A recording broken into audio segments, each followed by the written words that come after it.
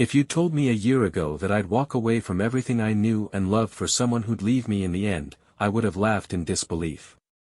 But hindsight has a cruel way of showing us the truth. My name is Mia, and this is the story of how I chose love over family, lost everything, and found my way back. It all started when I met Jason. He wasn't the kind of guy my parents envisioned for me, not by a long shot. Jason was charming and rebellious, with a motorcycle and a devil-may-care attitude. He swept into my life like a storm, and I was powerless to resist him. My parents, on the other hand, weren't charmed. They were cautious, protective, and, in my mind, overbearing. From the moment Jason walked through the door, they made their disapproval clear. "He's not right for you, Mia," my mom said one evening, her voice gentle but firm. "You don't even know him," I shot back, my frustration boiling over. "And neither do you," my dad added, his tone sharp. "You're caught up in some fantasy, but this isn't the kind of guy who's going to stick around." Their words stung, but I refused to listen. To me, Jason represented freedom, an escape from the carefully controlled life my parents had built for me. He made me feel alive in a way I never had before. As the weeks turned into months, the tension at home grew unbearable. My parents' constant warnings felt like chains, holding me back from the life I wanted to live. Every argument ended the same way, with me storming out and slamming my bedroom door, convinced they just didn't understand me. The breaking point came on a rainy Sunday evening. Jason and I had spent the day riding along the coast, the wind in my hair and the thrill of the open road filling me with a sense of invincibility. When I got home, soaked from the rain but grinning ear to ear, my parents were waiting for me in the living room. "We need to talk," my dad said, his voice tense. "About what?" I asked, though I already knew the answer. "About Jason," my mom said, her eyes filled with concern. "This isn't just a phase, Mia. You're throwing your life away for someone who doesn't care about your future. You don't know anything about him." I shouted, my voice trembling with anger. "He loves me, and he supports me in a way you never have." My mom's face fell, and for a moment, I thought she might cry. "Mia, we just want what's best for you," she said softly. "Well, maybe I should decide what's best for me," I snapped. The argument escalated until my dad finally said, "If you're so determined to be with him, maybe it's time you figure out what life with him is really like, without our help." His words hit me like a slap, but I refused to back down. "Fine," I said, grabbing my jacket. "I'll leave." And just like that, I was gone. I moved in with Jason that night, my heart pounding with a mix of fear and exhilaration. His apartment was small and cluttered, a far cry from the cozy home I'd grown up in, but I didn't care. I was free, and I was with him. At first, it was everything I'd imagined. We spent our days exploring the city, laughing and dreaming about the future. Jason promised me the world, and I believed him. But as the weeks turned into months, reality began to set in. Jason's carefree attitude, which had seemed so exciting at first, started to feel like irresponsibility. He struggled to hold down a job, and his promises of a bright future began to sound more like empty words. I found myself working long hours to cover our bills while Jason spent his days tinkering with his bike or hanging out with friends. Our once passionate relationship became strained, with arguments erupting over money, chores, and his lack of direction. "You're just like your parents," he said during one particularly heated fight. "Always nagging, always trying to control me." His words cut deep, but they also made me realize something: I was becoming my parents because they'd been right. The realization hit me like a ton of bricks. I'd sacrificed everything: my home, my family, my sense of security, for someone who couldn't even meet me halfway. One evening, as I sat alone in our apartment, staring at the stack of unpaid bills on the table, Jason walked in and announced he was leaving. "This isn't working, Mia," he said, his tone casual, as if he were breaking plans for dinner instead of breaking my heart. I didn't argue.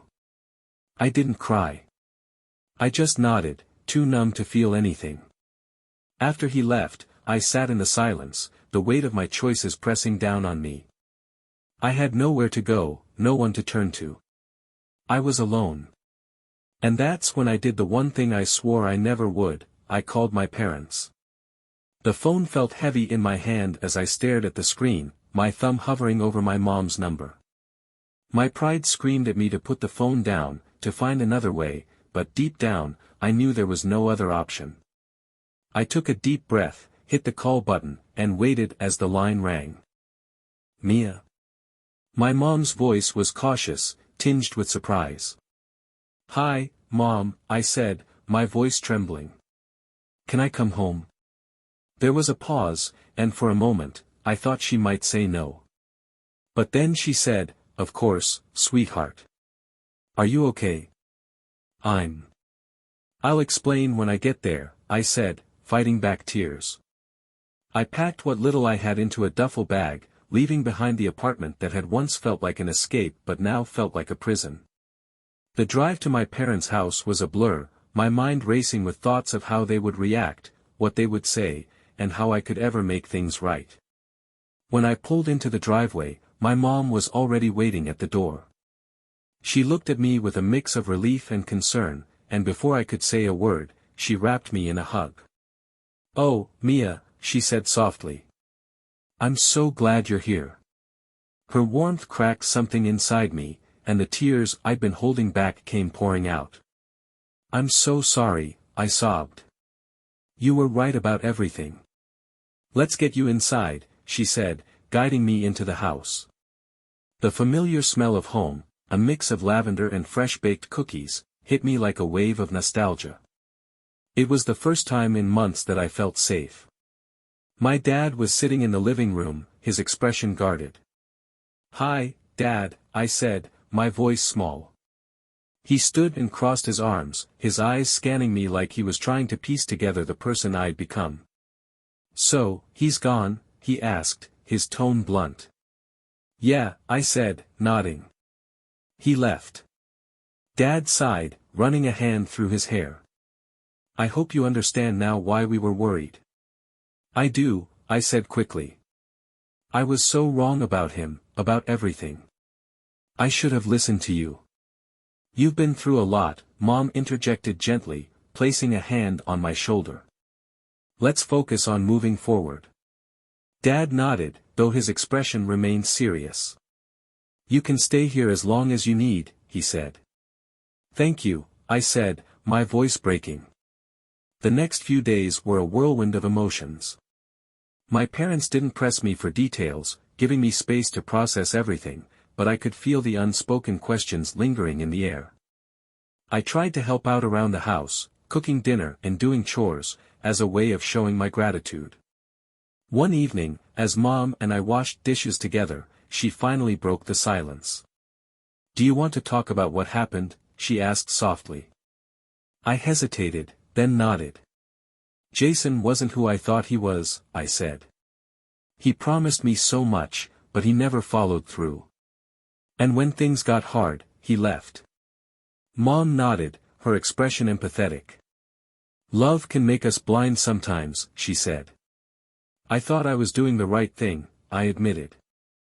"I thought I was standing up for myself, but I was just being stubborn." "It's okay to make mistakes, Mia," Mom said. "What matters is what you do next." Her words stayed with me, and over the next few weeks, I started to piece my life back together. I got a part-time job at a local coffee shop, enrolled in community college to finish the degree I'd put on hold, and slowly began rebuilding my relationship with my parents. Dad was the harder one to win over. While Mom was quick to forgive, he remained distant, his trust clearly shaken. One evening, as we sat on the porch, I decided to confront him. "Dad," I began, "I know I hurt you and Mom. I know I let you down. But I'm trying to make things right." He sighed, staring out at the yard. "It's not about letting us down, Mia," he said. "It's about watching you get hurt and feeling powerless to stop it." "I'm sorry," I said, my voice trembling. "I should have listened to you." He turned to me, his eyes softening. "I just want you to be happy, Mia. And I want you to know that we'll always be here for you." His words felt like a balm, and for the first time in months, I felt like I could breathe again. As the weeks turned into months, I began to see my parents not as obstacles, but as allies. They supported me through every step of my journey, offering advice, encouragement, and love. I still thought about Jason sometimes, not with longing, but with a sense of clarity. He had been a chapter in my life, one that taught me hard but valuable lessons about trust, independence, and the meaning of family. Settling back into life at my parents' house was both comforting and humbling. There was a rhythm to it, a sense of stability I hadn't realized I missed.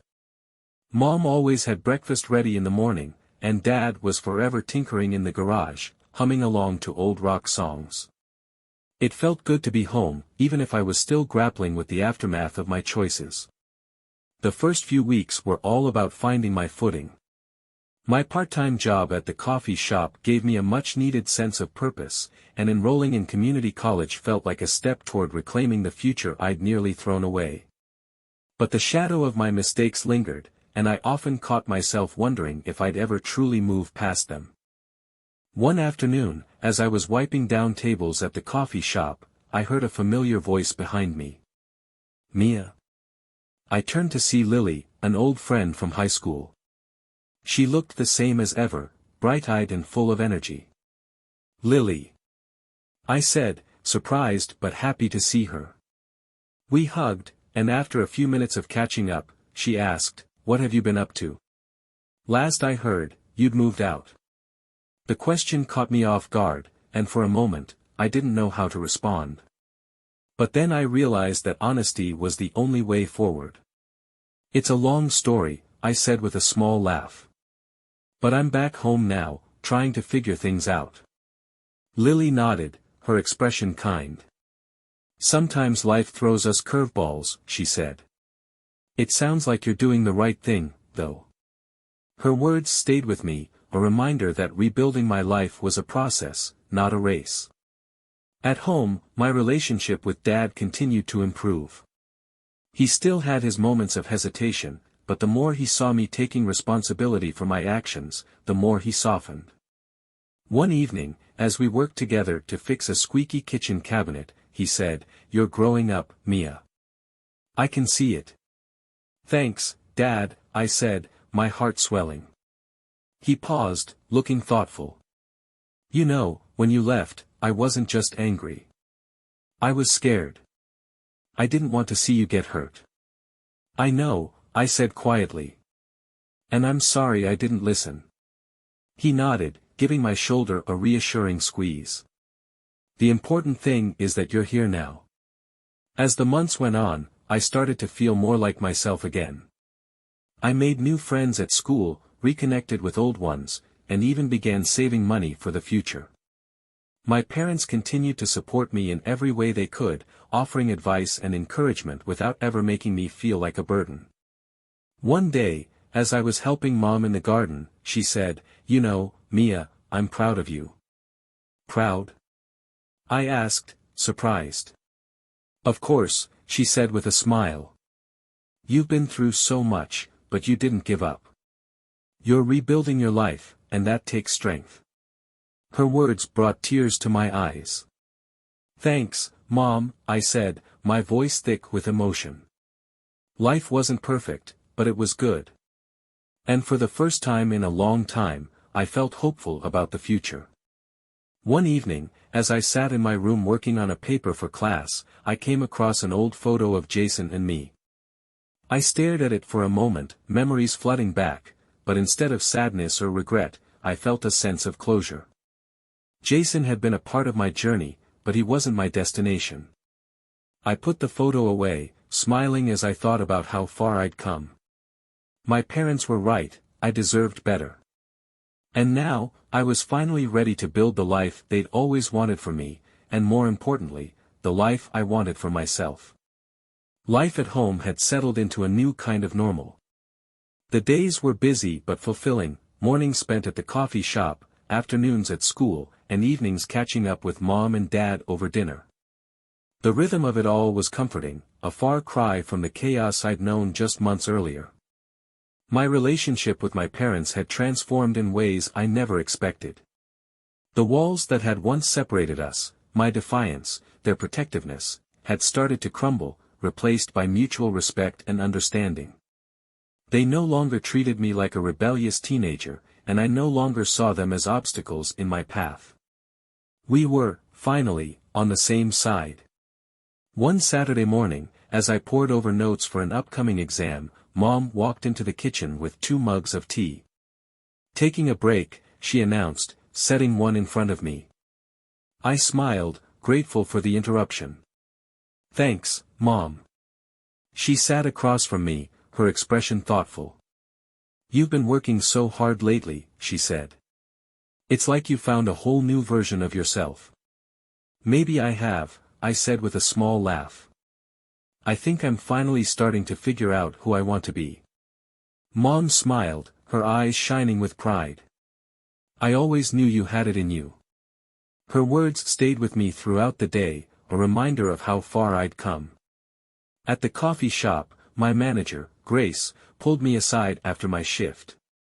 "You've been doing a great job, Mia," she said. "Have you ever thought about taking on more responsibility here? Like a promotion?"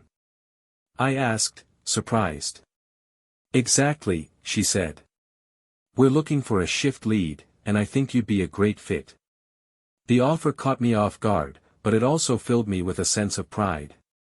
"I'd love to," I said, unable to hide my excitement. The promotion was a small step, but it felt like a big win, a sign that my hard work was paying off.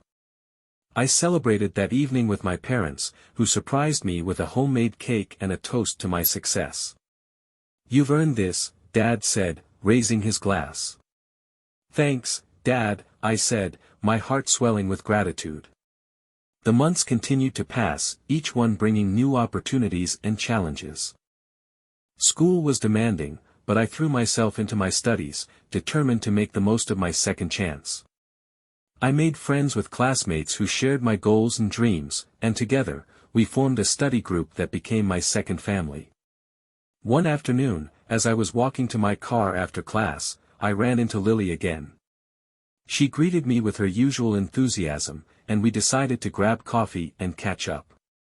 As we sat in the corner of the cafe, she asked, "So, how's everything going at home?" "It's good," I said, smiling. "Really good, actually. My parents and I are closer than ever." "That's amazing," she said. "It's not easy to rebuild those kinds of relationships." "No, it's not," I agreed. "But it's worth it." Lily nodded, her expression thoughtful. "You seem different. Happier." "I am," I said, realizing the truth of my words. "For the first time in a long time, I feel like I'm exactly where I'm supposed to be." As I drove home that evening, I thought about how much had changed since the day I left. I'd lost so much, but I'd also gained something invaluable, a deeper understanding of myself, my family, and what truly mattered. That night, as I sat with Mom and Dad in the living room, watching an old movie and laughing at their commentary, I felt a sense of peace I hadn't known in years. "Thanks for putting up with me," I said, my voice soft but sincere. Dad chuckled, reaching over to ruffle my hair. "That's what family's for." And in that moment, surrounded by the people who had stood by me even when I didn't deserve it, I realized I wasn't just rebuilding my life, I was building something stronger, something better. Life had started to feel like mine again. The days were filled with purpose, managing shifts at the coffee shop, diving into my studies, and spending evenings with my family. It was a far cry from the turmoil I'd known during my time with Jason, but it was exactly what I needed. My promotion at work had brought new responsibilities and challenges. As a shift lead, I found myself stepping into a role I never thought I'd be ready for. I managed schedules, resolved conflicts, and even trained new hires. It was intimidating at first, but with Grace's support and my growing confidence, I started to thrive. "Who are you, and what have you done with the old Mia?" Grace teased one day after I'd handled a particularly tricky situation with a customer. I think she's gone for good, I replied with a laugh. At school, things were also looking up. I'd chosen to study business, inspired by the leadership skills I'd discovered at work. My classes were challenging but rewarding, and I found myself genuinely excited about the possibilities ahead. One evening, as I sat at the kitchen table with my textbook spread out in front of me, Dad walked in with 2 mugs of coffee. "Burning the midnight oil, huh?" he said, setting one down in front of me. "Something like that," I said, smiling. He sat across from me, his expression thoughtful. "I'm proud of you, Mia," he said. "You've come a long way." "Thanks, Dad," I said, my throat tightening. "I couldn't have done it without you and Mom." He nodded, a small smile tugging at the corners of his mouth. "That's what family's for," he said. Our relationship had grown stronger than I ever thought possible. There was still the occasional moment of tension, a reminder of the mistakes I'd made, but those moments were becoming fewer and farther between. We'd found a new normal, one built on trust, understanding, and mutual respect. One afternoon, as I was sorting through old boxes in the attic, I came across a scrapbook Mom had made when I was in high school. Flipping through the pages, I saw photos of me at soccer games, school dances, and family vacations. I paused on a photo of Mom, Dad, and me standing in front of the Grand Canyon. I was grinning, my arms slung around their shoulders, and they looked just as happy as I remembered. It hit me then how much they'd given me, how hard they'd fought to protect me, even when I didn't want their protection. That evening, I sat down with Mom and Dad in the living room. "I found the old scrapbook," I said, holding it up. "Oh, that brings back memories," Mom said, her eyes lighting up. "We should do something like that again," I said. "A family trip. Just the 3 of us." Dad raised an eyebrow. "You're not too old to be seen with your parents." "Not anymore," I said with a laugh. Planning the trip became a family project. We decided on a weekend getaway to the mountains, a chance to escape the daily grind and reconnect. The trip was everything I hoped it would be: long hikes, shared meals, and hours of reminiscing around a crackling fire. On the last night, as we sat under a sky full of stars, Mom turned to me. "Mia," she said, her voice soft, "I want you to know how proud we are of you. You've been through so much, but you've come out stronger." Tears filled my eyes, and I reached for her hand. "Thank you," I said. "For everything." Dad nodded, his gaze steady. "We always believed in you," he said. "Even when you didn't believe in yourself." Their words were a reminder of how far I'd come, and how much further I could go. When we returned home, I felt a renewed sense of purpose. I threw myself into my studies, worked harder than ever at the coffee shop, and started thinking seriously about my future. For the first time, I felt like I wasn't just rebuilding my life, I was building something better, something stronger. Returning from our family trip to the mountains, I felt like a different person. The crisp air, the long hikes, and the heartfelt conversations had cleared my mind in a way I hadn't experienced in years. For the first time in what felt like forever, I wasn't just surviving, I was thriving. My days became a carefully orchestrated balance of school, work, and family time. Each morning, I woke with purpose, tackling my classes with newfound enthusiasm. The business degree I once saw as a backup plan now felt like a calling. I was learning about leadership, organization, and the kind of strategic thinking that could one day take me beyond the walls of the coffee shop. At work, my role as shift lead continued to challenge me in the best way. One day, Grace pulled me aside after a particularly busy morning. "Mia," she said, leaning against the counter, "have you ever thought about running your own business?" The question caught me off guard. "I mean, I've thought about it," I said. "But it's always seemed like a far-off dream."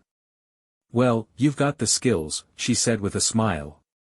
"And the way you've been handling things around here. It's impressive."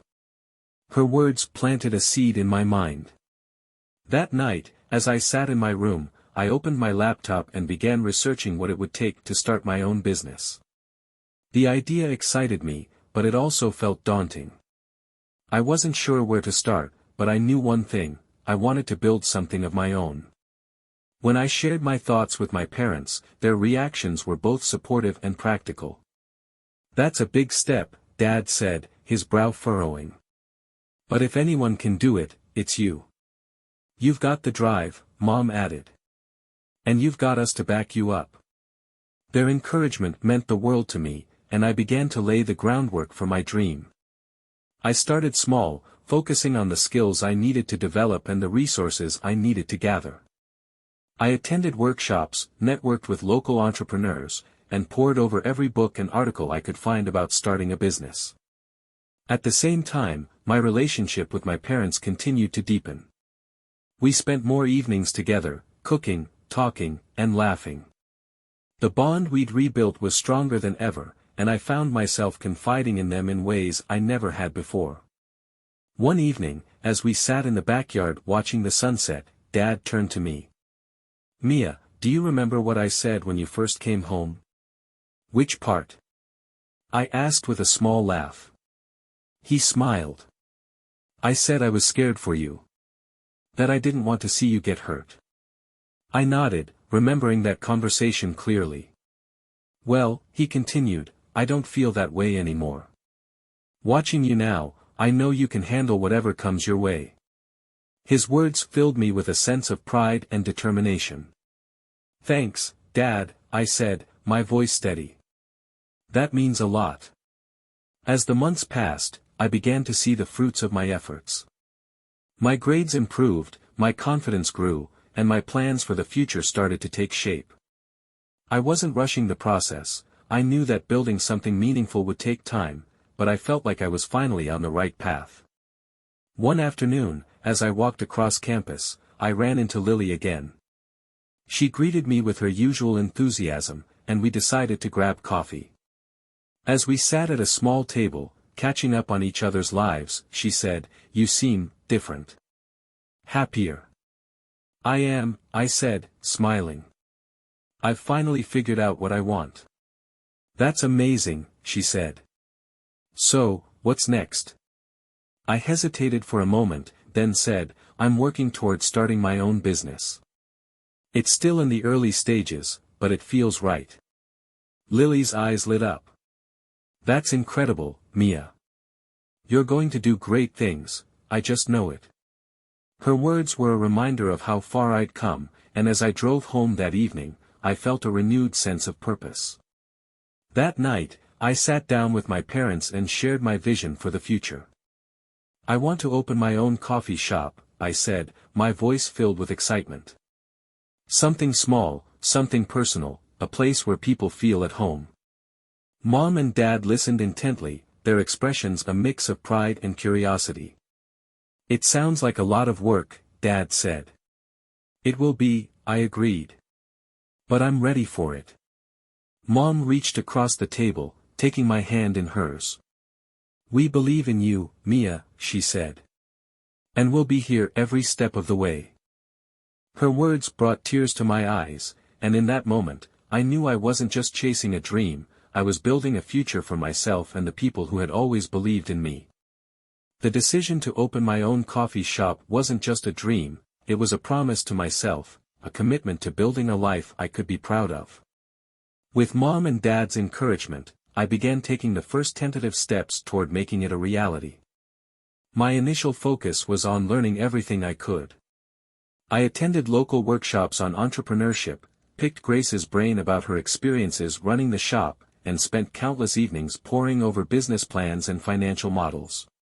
The more I learned, the more confident I felt, but I knew there was still a long road ahead. At work, I started paying closer attention to the details, the way Grace managed inventory, the flow of customers during peak hours, and even the small touches that made the shop feel warm and welcoming. "You're going to do great," she said one afternoon as I jotted down notes in my notebook. "You've got the passion and the drive. That's half the battle." Her encouragement fueled me, and I began to piece together a vision for my own shop. I imagined a cozy space with mismatched furniture, soft music, and the aroma of freshly brewed coffee filling the air. It would be a place where people could relax, connect, and feel at home, a reflection of the journey I'd been on and the lessons I'd learned along the way. But dreams alone wouldn't pay the bills, and I knew I needed a solid plan to bring my vision to life. One evening, as I sat at the kitchen table sketching out ideas, Dad joined me with a stack of papers. "What's this?" I asked, raising an eyebrow. "Just some ideas," he said, sitting down beside me. "I've been doing a little research of my own."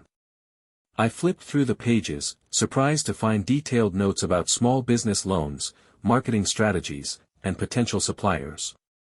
"Dad, this is amazing," I said, my voice filled with gratitude. "I figured you could use a little help," he said with a shrug.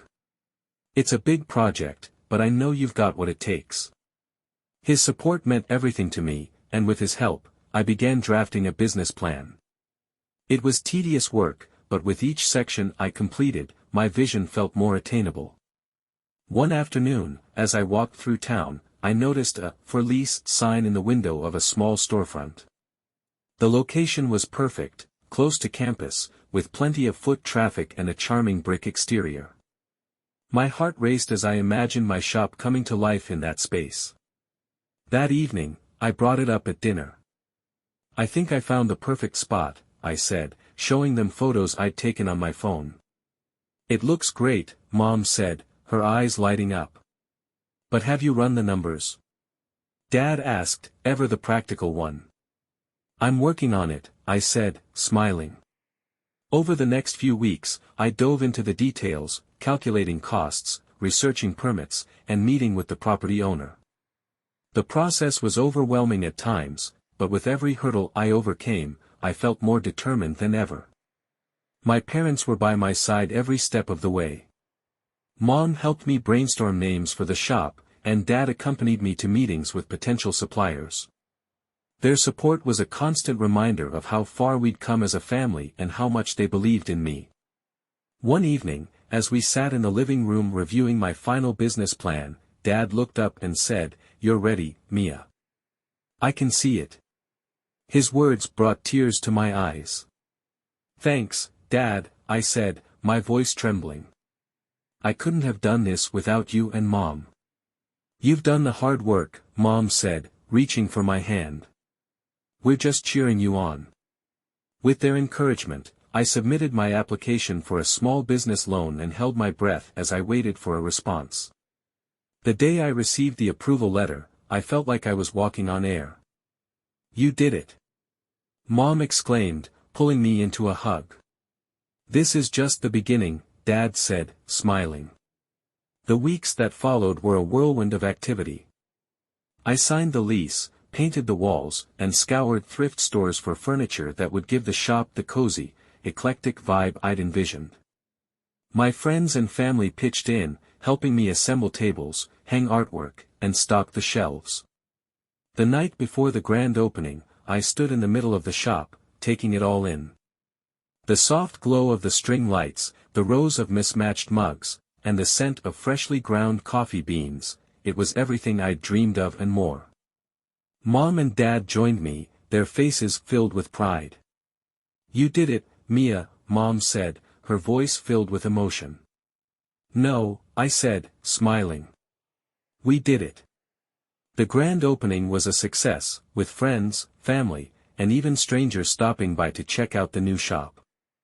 As I stood behind the counter, serving coffee and chatting with customers, I felt a sense of fulfillment I'd never known before. This was my dream come to life, a testament to the lessons I'd learned, the support of my family, and the strength I'd discovered within myself. That evening, as I locked up the shop and stepped out into the crisp night air, I felt a sense of peace. My journey had been messy, painful, and filled with mistakes, but it had also brought me to this moment, a place of growth, resilience, and hope for the future. And for that, I was endlessly grateful.